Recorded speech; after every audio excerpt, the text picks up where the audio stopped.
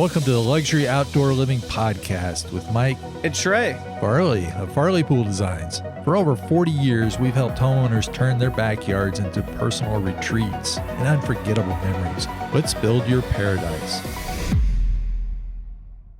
Well, good afternoon, everybody. This is Mike Farley from Luxury Outdoor Living Podcast, sponsored by Farley Pool Designs, and here with my wonderful co-host, Trey Farley. We've got a fun subject to talk about today. Lots of fun. Oh, yeah. I love sports. I play sports all the time for just fitness in general, and this can be a really good one because it lines up really well with luxury outdoor living. Yeah. We have Scott Armstrong from Synthetic Turf Experts, who also is a sports court expert, and he's going to share his wisdom and knowledge with us today. So welcome, Scott.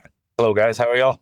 Doing well on this fabulous summer day. Fall's coming soon. We're blessed with lots of great weather here in Texas. So although you must enjoy this summer and the fact that it's been one of the cooler ones, huh? We got teased a little 2 weeks ago, dropped down quite a bit. Definitely hot this weekend. Looks like next weekend will be a little better. Definitely been a better summer overall than we usually get. I'm just curious, how does one become a sports court expert? How did your journey begin in all this? Is this something that you just played a lot of ball like Trey to begin with? No, honestly, I skateboarded professionally when I was young. So That's cool.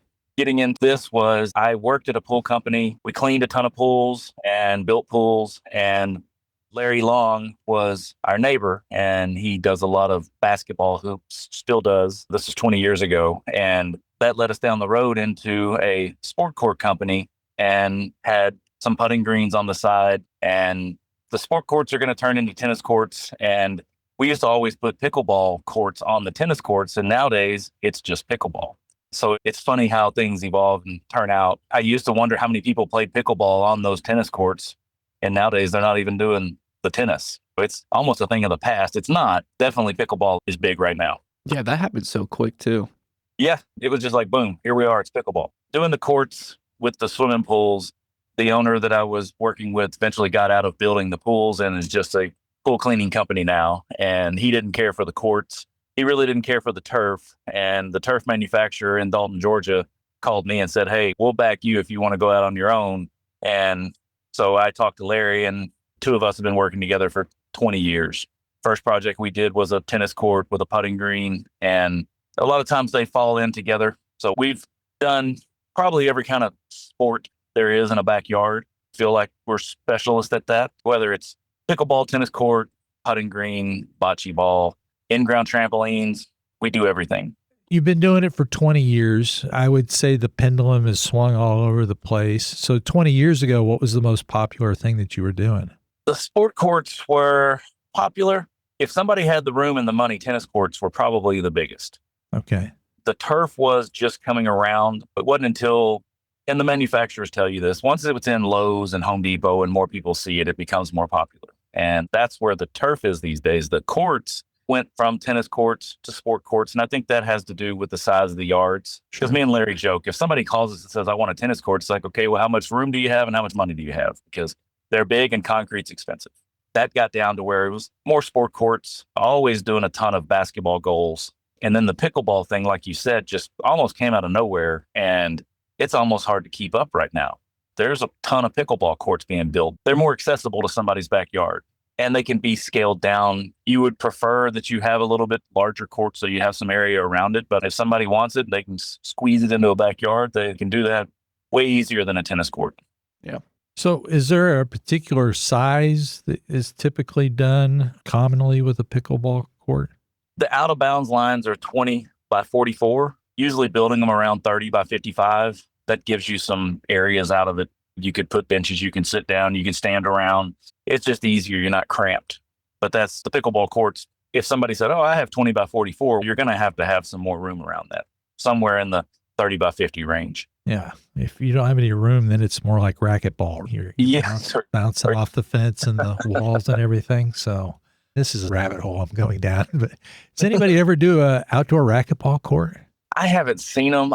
What is it, Huntington or Venice Beach? Yeah. They have some walls built where guys are playing racquetball and handball along the beach, but I don't know that we've ever built one that was outside.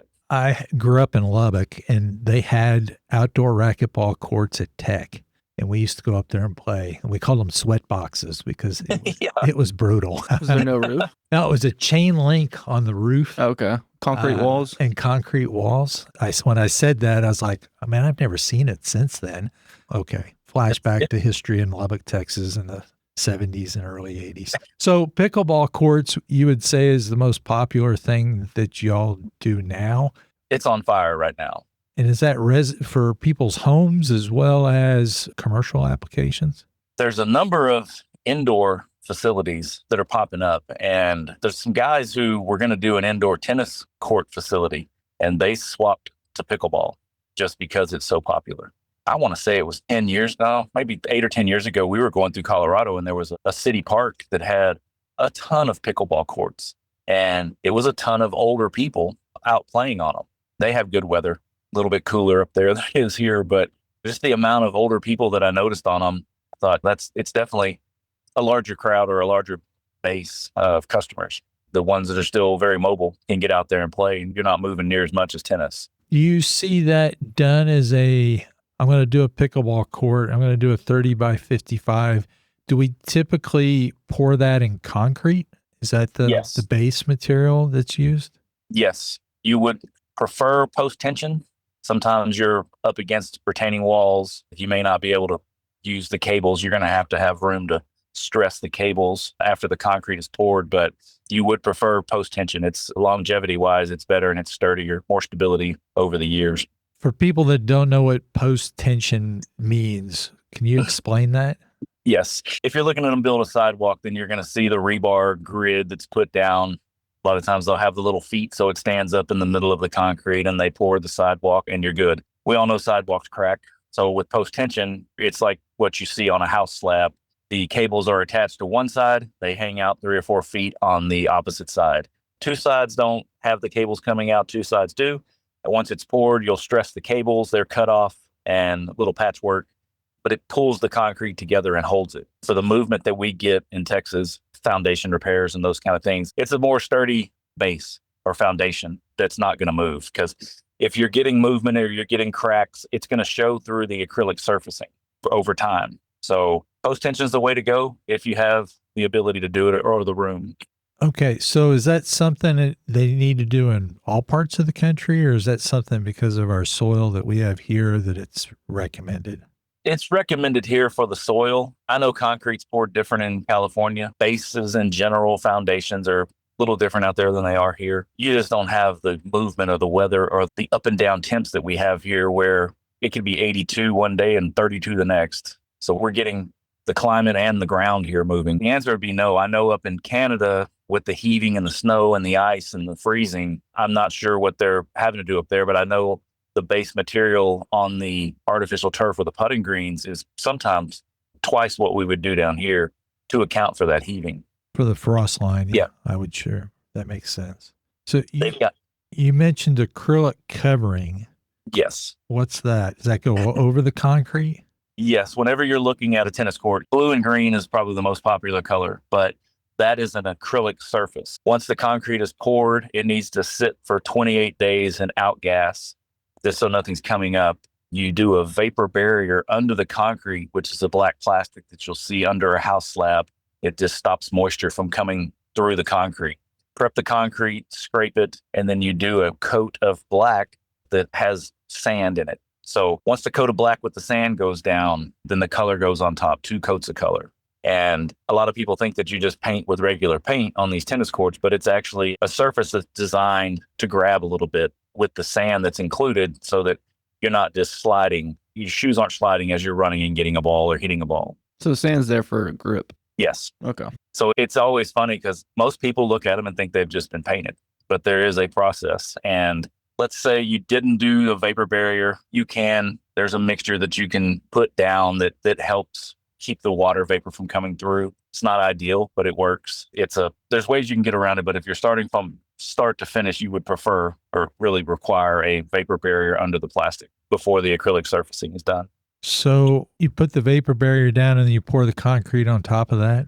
Yes. Okay, and then you would be able to come up with the acrylic covering on top of the concrete.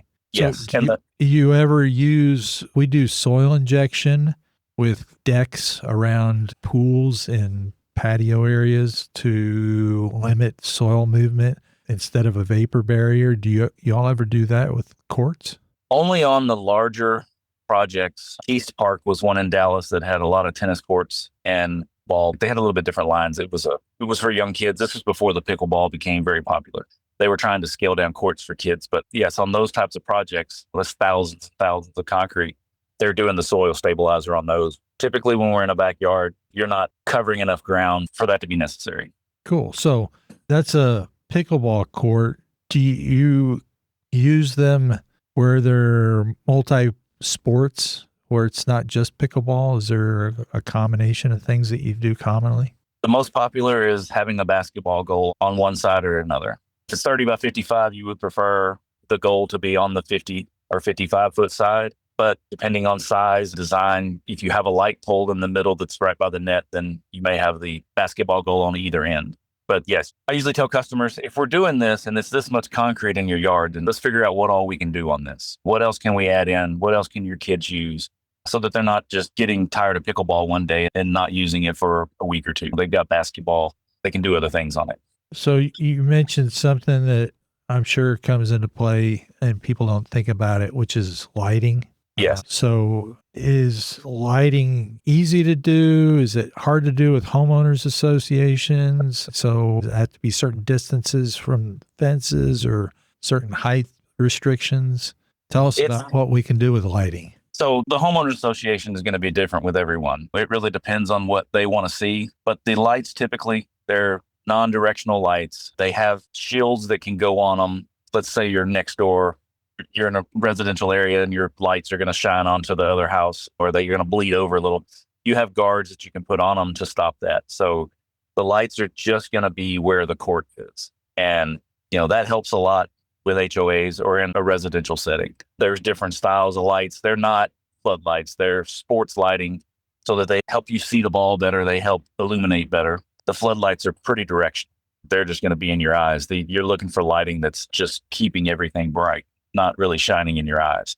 But the homeowners associations, their biggest concern is, are you bleeding light over onto your neighbors and it's going in their bedroom windows? That's probably the biggest challenge with them. And also lights out in a neighborhood extends the time that it could be used. And I don't think a lot of people want your neighbor playing tennis or pickleball at midnight.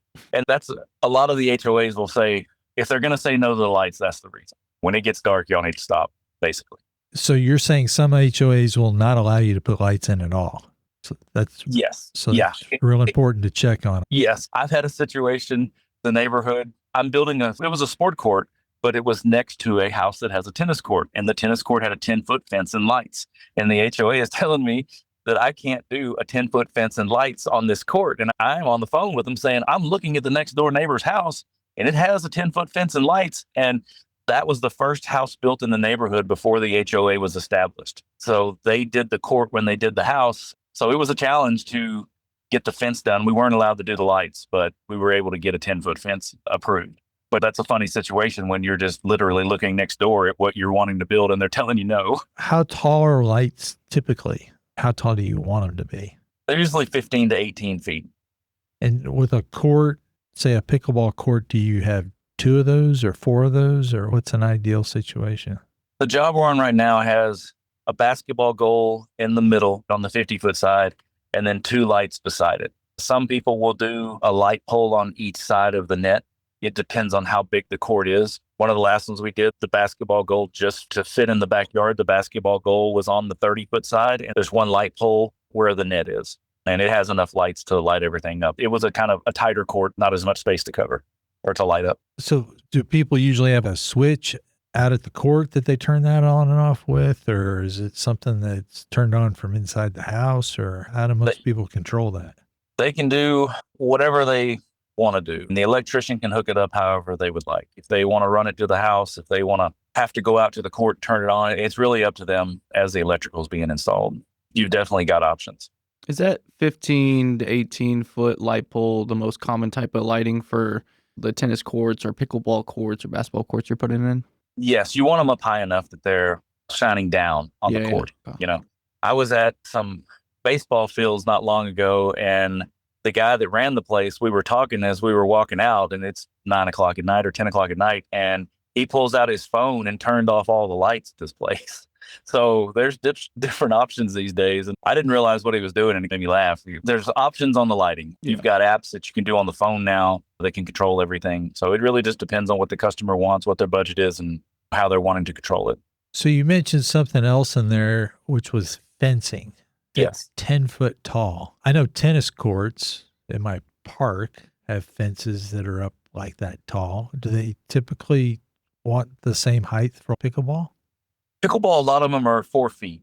You're not hitting it as much and it's not bouncing as much. So some of the 4 feet, it's still going over, but it's doable. You start getting to a tennis ball, the bounciness of the tennis ball, or a basketball, a 5 to 6 foot fence is not always going to keep the ball in. It's not going to contain it. So 8 to 10 foot on a tennis court or a basketball court is ideal. Most of the tennis courts that we're doing or we're seeing are 4 foot fencing. You say tennis or pickleball? Sorry, pickleball. Sorry. Okay. But tennis is usually 8 to 10. Yes. Okay. And are those typically chain link? Yes. You prefer, a lot of the commercial may just be regular chain link, but residential, you do the black vinyl chain link. That's a better look for a yard. So my wife is going to want to know the answer to this question. She grew up and she was a big tennis player. Yep. And she was like, nobody puts in backboards so you can go practice by yourself. Is that just not a thing that's done here in Texas, or is she just not looking in the right place? No, I think longevity wise, those were being built out of wood, and Correct. They just weren't holding up, and they're warping or looking bad over time. And it doesn't seem like people are wanting them or are asking for them. They have a rebounder net that is like a trampoline. It has bungee cords all the way around, and you can hit into it and it's going to bounce the ball back to you. It's probably not as true as a backboard wall to hit on.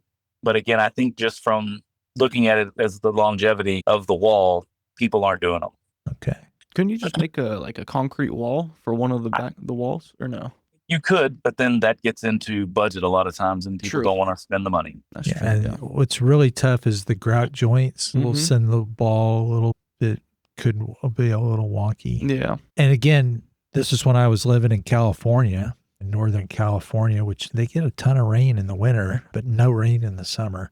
But every tennis court had backboards, which was great if you wanted to play by yourself. Or they're all wood, or? They were all wood, yeah. Interesting. Yeah. I've never seen one of them. Yeah. Yeah. I'm older, and when I look back or think about it, they all had them for a while. Yeah. Almost every court. It was nice because a lot of times nobody wanted to play tennis with me because I was the one that was bombing them clear over the fence. I thought it was baseball. I couldn't get my racquetball swing and my tennis swing to work together, but it was good. They'd give me a bucket of balls and say, practice, see if you can figure this thing out. So anyway, okay. My kids go through stretches. They'll play lacrosse. They'll play tennis. They'll play golf. They're baseball kids, but it's funny to watch them play other sports. Because they're typically not the greatest at it. It's fun to switch it up, though. Oh, yeah. Yeah. When we have a pickleball court and a basketball combination, is there like a recommended basketball goal that you want to use that's like a really good one, or is that personal preference with everybody or something like that? There is a brand, Ironclad, that we use. It is produced by First Team, and you have Goal Setter, you have Gorilla. The Ironclad is a beefier goal. It's going to last longer. And that's what we're always looking at, me and Larry, is how long is this going to last? Are we putting in the best? That's the one that we found that we prefer. The Gorilla Goals, you can buy them at a sporting goods store. They'll typically fade out over time. And a lot of times the backboard is going to haze up. So if you're looking for a higher end goal, there's Goal Setter, there's First Team, there's Ironclad. Those are your more, I guess you would say, professional style goals. Okay. And are those, do they make them where they're adjustable, or are they a fixed 10-foot goal? They're adjustable. They're adjustable. They do have a couple of options that are non-adjustable. When you're looking at these, they're typically a 60-inch backboard, 72-inch backboard, and they are adjustable from 6 foot to 10 foot. Most of them are doable by a kid. They can adjust it up and down. So you said 60 or 72-inch backboard? Yes. Do you recommend, do you have a preference? Really is, if you had to fit a pickleball court into a tight backyard, you may not want to put a 72-inch goal on it because it's just overwhelming. It's huge. But if you're big time basketball, that might be what you want. But the 60-inch goal might help the tight fit pickleball court. It might not look so overwhelming on it. You would definitely want a 72, huh, Trey? Yeah. Oh yeah, I would. Yeah. Most people do. And Trey's a baller. is it? Yeah, I love basketball. That's typically what people want. Again, like you build stuff for people. I've built a tennis court for a guy that wasn't even going to use it, but all of his neighbors had them. You're going to build stuff for people that they don't care either way. If the 60 is going to look better in this situation, then do it. The people that are really into basketball like you, Trey, they're going to want the 72. Yeah. The acrylic covering, can you do custom logos and stuff like that in it? You can. It's time consuming depending on what it is. We usually have a stencil for the jump man. People want it in the key area. You can order some stencils pre-cut that you can put down for different colors. For like the jump man's one color. It's easy. Lay it down, paint it. You're out of there. A lot of other ones can get more labor intensive and they get expensive. Done any Maverick logos? Not the whole thing. Okay. No. A lot of times people will look at it and then they'll just do colors to match the Mavericks. One thing we didn't talk about is there's a sport court tile. You have a couple of surfacing options. You can leave the concrete as is and paint lines on it. You can do the acrylic surfacing, or you can do the sport court style tile, which we use VersaCourt. They're spring loaded. They're supposed to take the load and when you're jamming your knees, basically playing basketball, the run and the stop. So this tile is a little springy. You're not going to feel it, but it gives a little to take that off your knees and put it into the tile, that pressure. So it's like simulating wood in a way? Yes. Okay. And it's the most expensive surface that you can do. So a lot of times people are going to look and say, okay, I don't want it to just be concrete with lines on it. I'll do the acrylic. The acrylic is more affordable, and tennis players are like golfers. They're a little picky, and that's what they're used to playing on. That tile, I'm looking at it right now. I just pulled it up. Is that durable? Because I feel like if you're using it for like multiple purpose things, I feel like this might get scuffed up really easily. I could be wrong, though. Okay. It's durable. You're going to have to do a rough broom finish on the concrete so that the feet of the tile have something to grab onto. You're putting tile on a pre-poured surface that's a little slick, then you may have to redhead the packed into the concrete to hold one side so it's not sliding off, because it's typically not attached to the concrete so that you have that movement ability. Okay. So how big are these tiles? 10 by 10. Okay. Yeah, I've used it before. I remember growing up, one of the parks where everyone used to live, they had it on their car. It's like kind of, the tile they had, it felt kind of like plastic in a way. But yeah, it was weird. But now that you're saying, it makes sense that it like lessens the blow on your knees and stuff like that. The original tiles had one injection point in the middle. So they would squirt the hot plastic into it and it would change color once it sat out in the sun. I don't believe it had UV inhibitors in it. So now the VersaCourt tile has multiple injection points and it has UV inhibitors in it to help. Because once it's going to take a beating out in the sun, especially somewhere like Arizona. It was changing colors when it was first around 25 years ago. So they've done a lot technology-wise on it, like everything. Can you play pickleball on it as well? Or is you it... can, and that's back to some people, whether it's true or not, they feel like the ball bounces better on the acrylic. And I think that's just because it's what they're used to. Yeah. It's hard to sell a tennis court with tile on it. Okay. Depends on how competitive they are too, because if they're more competitive, they're going to be a lot more stubborn on what they're comfortable with. Yeah, I had a neighbor growing up that would pay us in the summer to take care of his clay tennis court. We would have to go water it while they were out of town.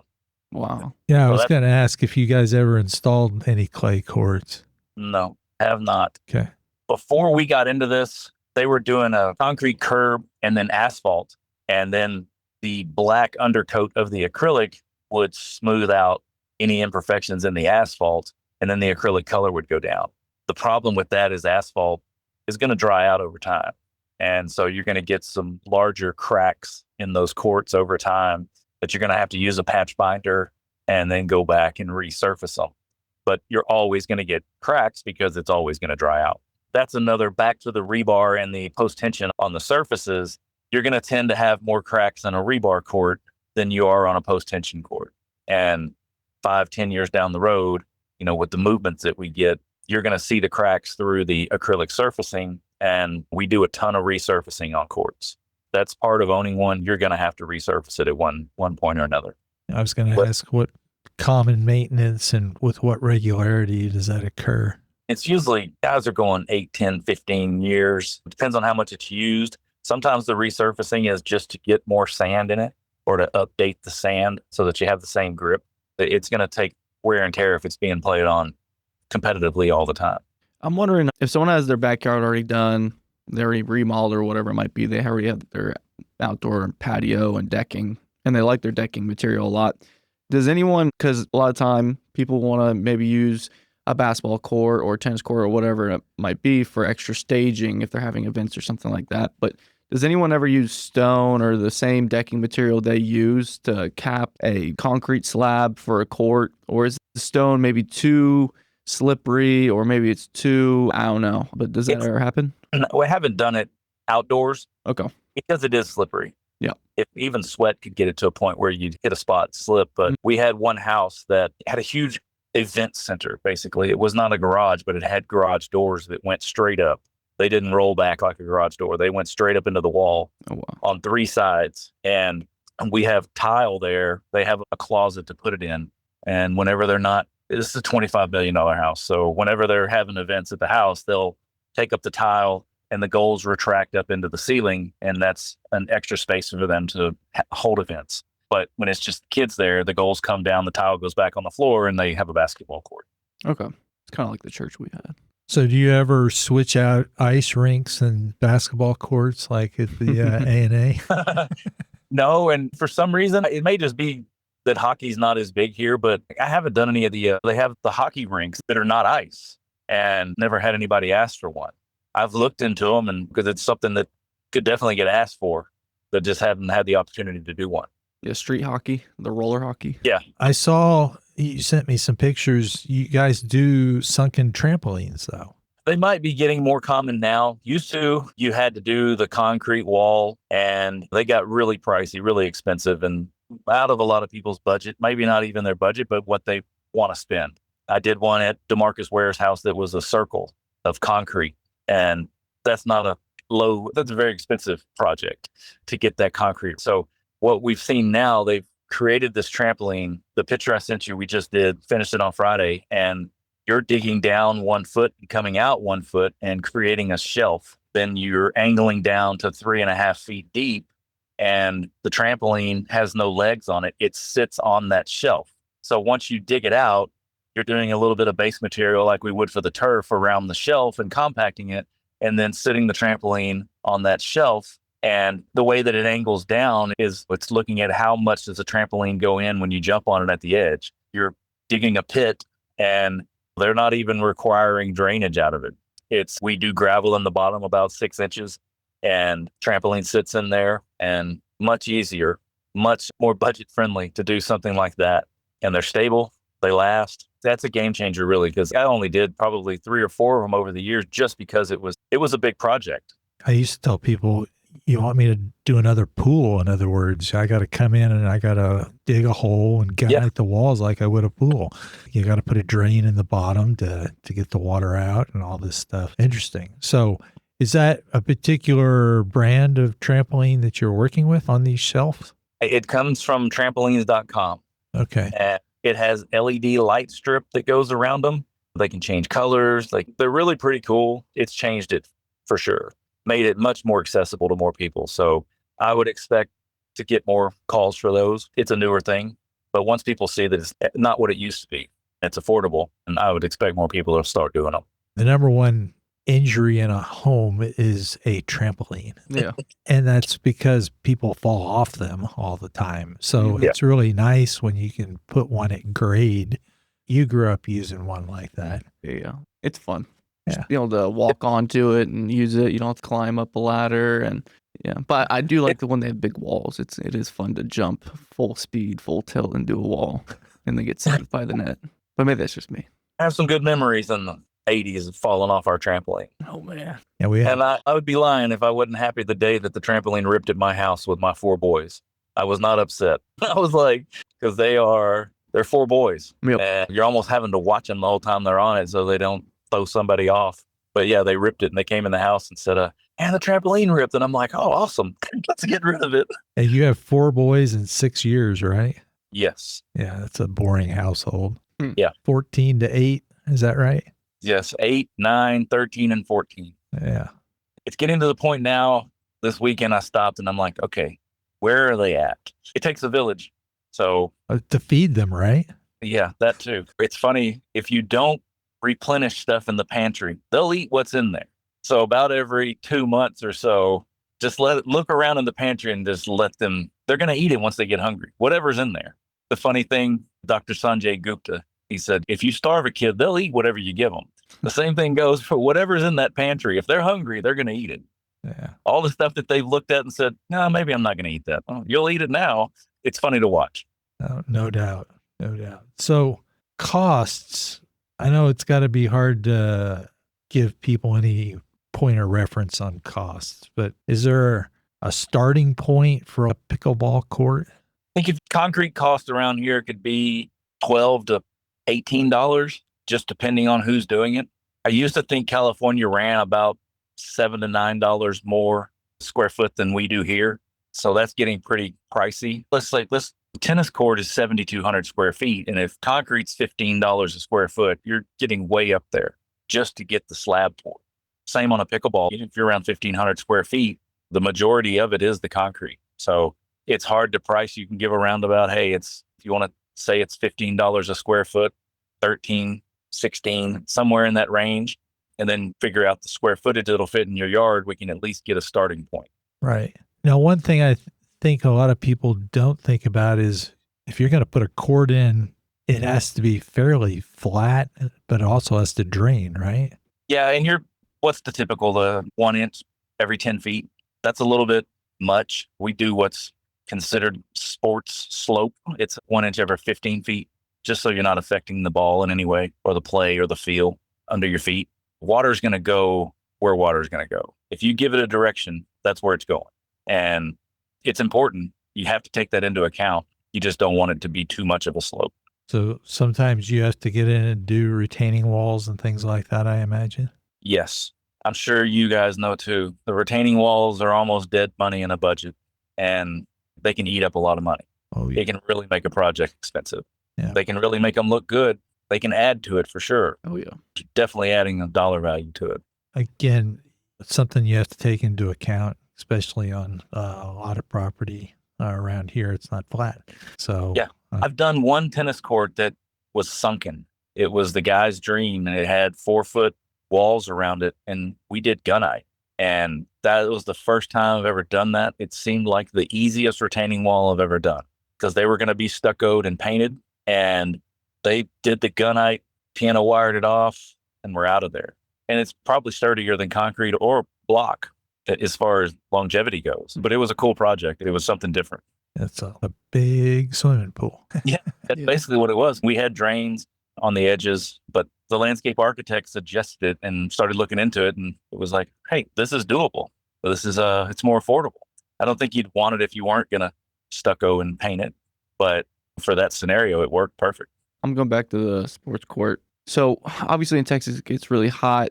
You were saying most people do blue and green. Is there a reason people don't do white for the actual color so it's cooler? Dirty.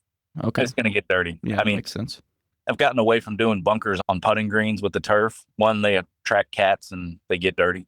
So we started using turf, and you've gotten to the point where the white turf looked good, then it didn't look good. So doing more of a tan turf now to match a brown sand is better. And it's the same on the courts. Depending on the color, it's going to get dirty.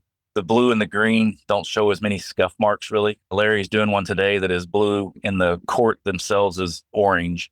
And to me, that leads to a little bit, you can see the scuff marks a little bit more on it than you could the green. Okay. I'm sure the white would probably, the reflection may burn your eyes too. Yeah. It may be too much. So I'm just curious, has anyone ever tried to do a sports court out of turf? I've done them in turf so that the kids, you're still going to get the same bounce pretty much out of the turf. You're going to want to use a shorter, like pet turf that doesn't hold a lot of sand or doesn't really necessarily need infill sand in it. You can do them with the base material, or it could be concrete and the turf is glued down on the concrete. And it gives the kids a basketball court, but they also have turf to use as the backyard. So I've done a number of those just because of that. A lot of parents don't want the kids falling down on the concrete, and that gives them a softer surface. So the ball still bounces the same? Yes, as close as possible. Okay. So the turf's If like you- a carpet almost because it's like really short. Yeah. If you're using a pet turf, you're going to get a better ball bounce. If you're using a putting green turf, it's almost too tight. That stuff's pulled down and then sheared off, and it's a little bouncy itself. So it's going to mess with the ball bounce. It's going to make it feel not natural. The pet turf is different. It's just longer blades cut down short, and it bounces better. That's cool. I never thought that would be possible. I've seen some pictures of people doing that. And anyway, I was just curious. I had personally done it. You can cut white lines in it just like they do on a football field. So you could cut the key, everything. Most people would just do the key, the rectangle, and leave it at that. 3-point line. Yeah, it would be really hard to get. We use a machine to do the lines on the courts. If you're doing a basketball court or sport court, whether it's on the acrylic or the tile, you've got something that is giving you the exact arc, but it'd be difficult to do that cutting it into the turf. Oh, yeah. That takes a little bit of craftsmanship. Yeah. Have you ever done a football field? Or like a half court? Or I've done an infield on a baseball field, but there's two parts to the turf. And I always tell people that the fields are a different animal. If you look at some of the larger companies, you've got AstroTurf and Simlon, and they're owned by the same people, but they're two separate entities completely. You've got the guys that do the fields, way more involved. It's soil stabilization and how thick they are and the drainage and everything that goes into them. It's completely different than what you're going to do in a yard. Drainage in a yard, typically you're not going to have drains in the turf because there's not enough movement of water. That stuff's like a coffee filter. Once it gets wet, it's going to seep through the turf in the base, and it's going to do like real grass would do. You're not going to have a lot of sheet draining that you would need drains unless it's just a gigantic yard. The yard we're on right now, it has a swell that heads to the side of the yard. And what we did there was just a larger rock as the first part of the base material in that swell and around the side of the house. And then we came back over that with our regular base material. So the water's going to find that swell just because of the lay of the dirt, the lay of the land, basically. Our turf may be level, but what's underneath is definitely sloped to that swell, and it'll carry it out the side of the house if there is enough rain. Yeah, subsurface drainage. Now they have a product called Airfield that goes under the turf, which sits it up about 1.25 inches and creates a wicking effect under the turf. So these dog areas that used to smell so bad, you're getting a better ability for drainage and airing out. And you want the urine to dissipate. You want it to get down to the dirt so that it can dissipate and not smell. If it gets hung up in the base material, then it's a problem. But a lot of these dog facilities, they can do concrete and seal the concrete, do the airfield drain, and then the turf on top. And they're just running a water hose, or they'll hook up a system where they can turn it on and it'll wash the area down. It's called an airfield drain? Yes, airfield drain system. Interesting. It's probably one of the bigger things with the turf is the dogs peeing on it, the urine, Wow. and trying to figure out how to keep it out of the base. That's the whole problem. If it gets hung up in the base material, it's going to smell. Gotcha. We have a segment that we call True Crime, which is something that's happened that you've seen that it was a crime that it happened to somebody, and you have recommendations so they don't fall to the same type of situation. Do you have any stories you can think of? I've got two, one to stay away from and one that is a little bit comical, to be honest. Okay. Wasn't funny. I mean, in the end, it's funny. The first is a lot of people will call and say, hey, we poured a court whenever we poured our house slab, and it's not poured the way that we would pour it. We're looking for 5 inches thick with a grade beam around the edge, post tension, vapor barrier for the acrylic. And a lot of times the guys doing that they're pouring the driveway in the shape of a court. And when we show up, it's hit or miss if it was done right or done well enough, or there was one that had multiple dips in it where it had sunk and it needs to be redone. But us coming in after the fact, and if somebody wants to use their own concrete, people, and they call us and say, hey, we're going to use them, that's fine. We'll tell them how we want it done or how we need it done. And 9 times out of 10, it gets done and there's not a problem. It's more so the ones that are calling us saying, hey, we had it done and it's out here waiting on you. Can you come do it? And you get out there and it's just not right. So the one major one is probably going to have to be dug out. It was done, I believe, through the builder, but it's got major problems and major areas that it's dipped down and sunk. It just wasn't a good quality job. Did they do post tension with it? No, it was rebar. Okay. So that one is probably the worst. I've had one that was poured that we didn't pour, and it was sloped towards the house. Yeah. And that was sheet flow going the wrong way. Yeah, no, Yeah. not good. the comical part was that is we told them how to do it. It just got sloped the wrong way, just miscommunication. In what world would you think that's a good idea to slope it towards the house? Yeah. I don't know if Jody O'Donnell that used to own LMI Landscapes, he was always funny. He's like, I sit down with these landscape architects and look at their plan and go, where's the water going? The water's going to go downhill and it's all going to end up here. So it's funny. Yeah, slope it towards the house. But the more comical one, there's a Frank Lloyd Wright house in Dallas, and it's down off Meadowbrook around Midway, Northwest Highway. And that house overlooks Turtle Creek, and it overlooks an empty lot, basically. And our customer bought the house next door and the lot behind the Frank Lloyd Wright house on the other side of Turtle Creek. Had to go through floodplain management. I walked, knocked on doors, talked to neighbors. They said it hadn't flooded in 12 or 15 years there. They had tennis courts. If you cut a tree down in floodplain, you have to replace that diameter with other trees. So we did everything by the book, and that court had been done probably 6 months, and it flooded. It's not funny. It's funny now. There was a foot of mud on this court, and having talked to the neighbors and stuff, we were like, oh, we're probably good. They said 12 years, 6 months later, it floods. Yeah. So those 100-year floods, they come ever so often. So that's more of the comical one. It's just, it was a lot of cleaning up, a lot of power washing. So I was going to ask, what kind of maintenance recovery do you have when you have a bunch of mud on top of a tennis court? You can use a power broom. You just don't want to bear down. It's going to leave lines in the acrylic.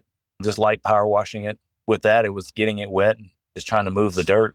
Brooms, soft bristle brooms. It was a pain, but definitely look back and laugh at it now because it's like, what are the odds that it happened 6 months later? So that's construction sometimes. Is there any particular maintenance that you should look at to help make the court last longer?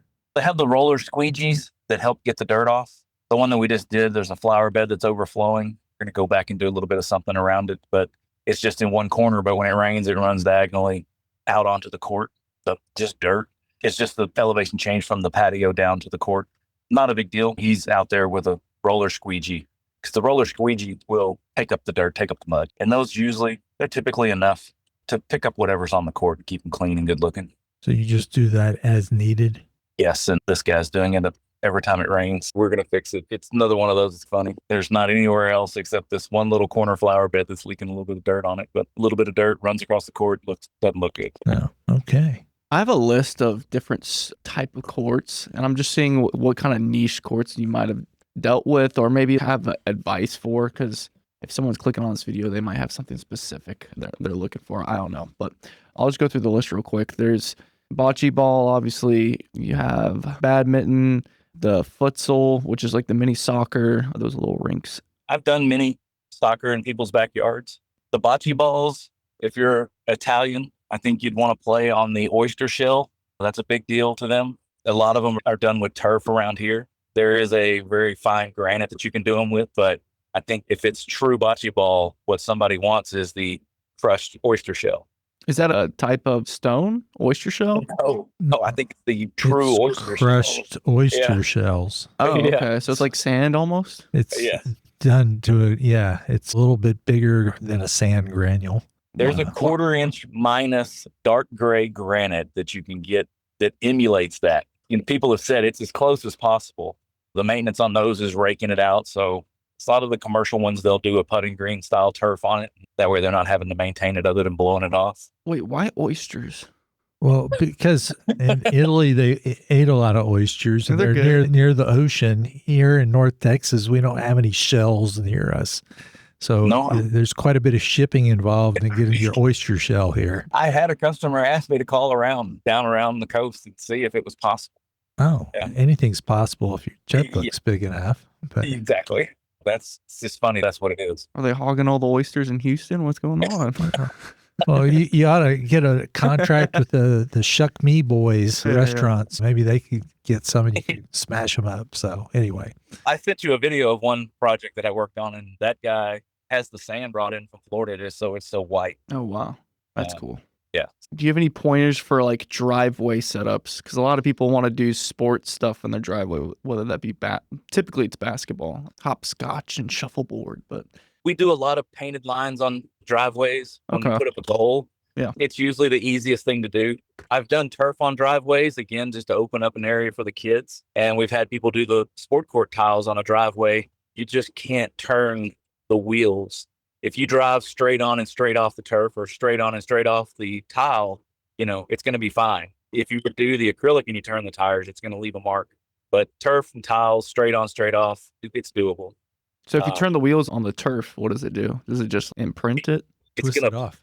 twist it up, yeah. Almost like a bed sheet or something. Yeah, it's going to do just that. And if it's glued down, it's going to rip it. Okay. With tiles, it's probably just going to pop them apart. You can probably get them back together depending on if it didn't break one of the little pegs or the feet or the connectors. But yeah, it's a straight in, straight out, not a problem. Any of them that I've done is slide gate and they're coming straight into the driveway, straight into the garage, not having to turn on the turf. Not a slide gate in a Dallas alleyway. Always a little tight. You would be turning on the turf. Have you done any, what was the wild one, boxing or MMA training pads or yoga or Pilates decks or?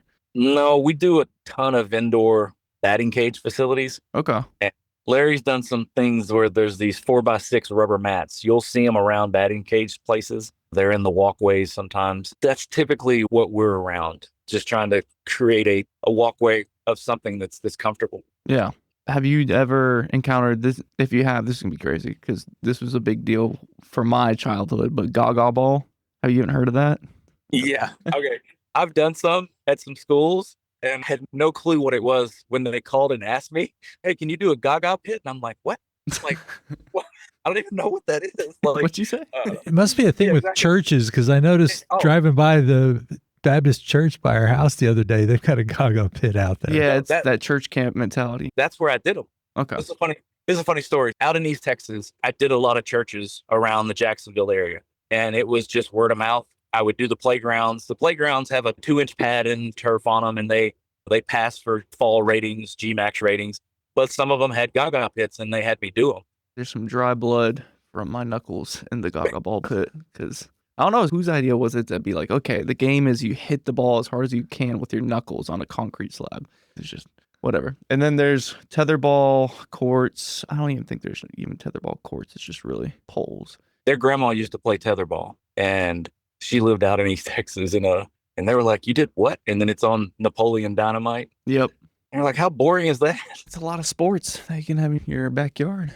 It's people love to have stuff in their backyard. We can simulate all kinds of activities. I think I just sent you the backyard that had the pickleball, the basketball goal, and the in-ground trampoline and the turf. And what they said was a lot of their neighbors that they're friends with and have kids have pools.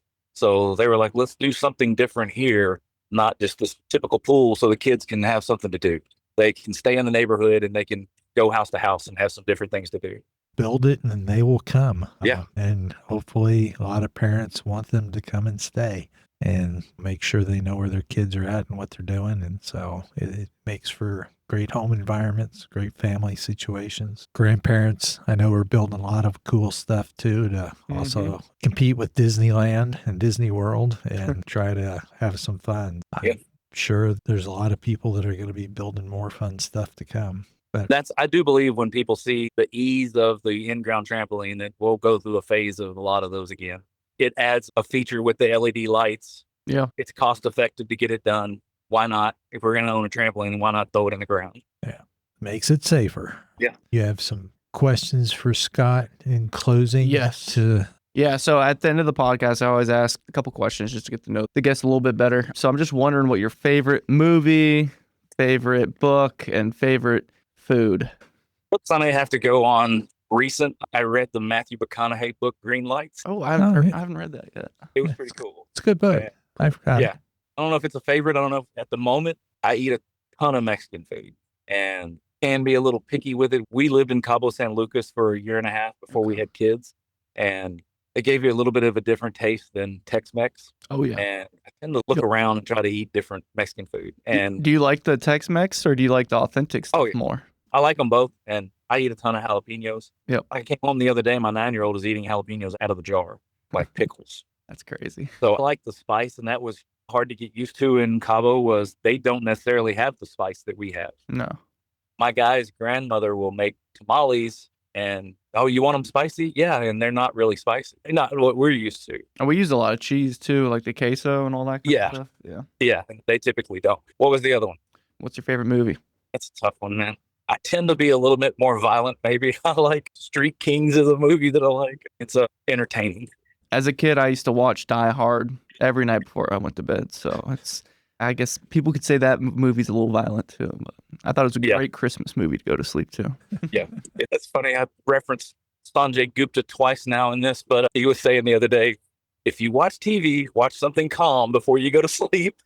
He's like, it's not the worst if you leave the TV on. It just depends on what's on it. Yep. And I have one more question. So if you're going to go somewhere and travel, where would that be for fun? Man, I like trees more than the ocean. I think I realized that living in Cabo. It's funny because I looked at Asheville, North Carolina today. That might be top on my list. I've been looking around that area for a next trip. Lots of trees, lots of mountains. It's a pretty place. Pretty place. Yeah. And the weather's not terrible there right now. They're now going into the end of the year. I think moving back from Cabo one day, she looked at me and said, I want to go home. There's no seasons. We're used to seasons here, 4 seasons. And down there, it's the same thing. And somebody had told me that before we went. And they were like, it's Phoenix with water, basically. And when you're there for a little while, you're like, okay, it's the same thing every day. It's good weather, but you miss fall, you miss the spring. So I tend to like now going to places with the trees. I was going to say, our fall here's 2 weeks. We go from 95 degrees at Thanksgiving, and then it'll snow on us. Yep. But we like trees too. I have a tendency to go to Colorado as much as I can and see some nice fir trees. But anyway. There's a landscape architect here who designs baseball fields and did his mom's backyard. I've known him for years, and we were just talking. He's designed what I consider the best places that we play baseball here, and they all have trees. The trees were definitely kept in the design, like Oak Grove out at Grapevine Lake and down in Burleson. There's lots of shade, and it's just funny sitting with him, and he's like, I designed that one. And I was like, oh, then we played in Burleson. And he's like, I designed that one. So it's pretty funny that he incorporates the trees into them, and it's much better, at least with the shade for around here. Oh, yeah. Scott, we really appreciate you taking time today and coming on with us and sharing lots of information. If people have a question for you, or is there a good way to reach you? You can call me, 972-363-9889, or send me an email, syntheticturfexperts@gmail.com. Okay. Have been told that I geek out on this stuff between the turf and the courts. I can answer any questions. Anybody wants to call, I'm more than happy to talk to them. That's what my ex-wife always said. They just buy from you because you won't stop talking about it. If you're passionate about it, it comes through. Yeah. Oh, yeah. Yeah. It's funny. And thanks again. So we'll look forward to talking to you again soon. All right. Appreciate the time. Thank you. Thank you.